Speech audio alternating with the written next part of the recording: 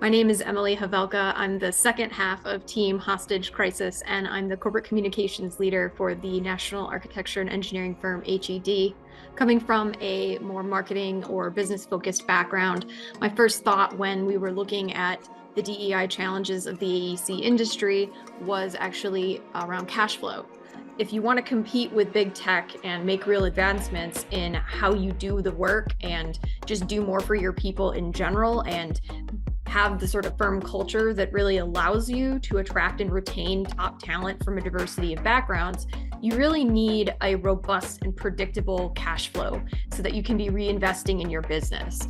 And unfortunately, that's an area where, just in candid conversation with our peers, many firms appear to really be struggling.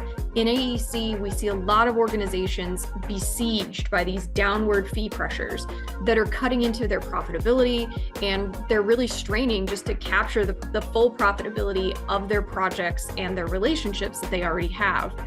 In research, we discovered that close to a quarter of all AE fees are being held up in collections that are past 30 days, in some cases very long past 30 days. And firms are pursuing work without all the facts to really support the expense that's inherent to chasing work in this business. Speaking with CEOs, CFOs, and legal counsel for AEC firms of varying scales, some of which are global, it really became clear that these are industry-wide issues, sort of these secret shames, if you will, that permeate a lot of firms but aren't really discussed as readily as some of the other struggles that we have.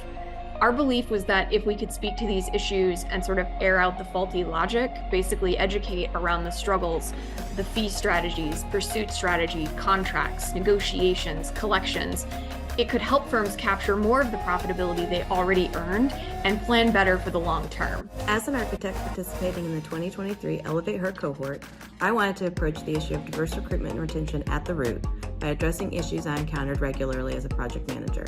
That's when I paired up with Emily and we devised Team HostAgE Crisis.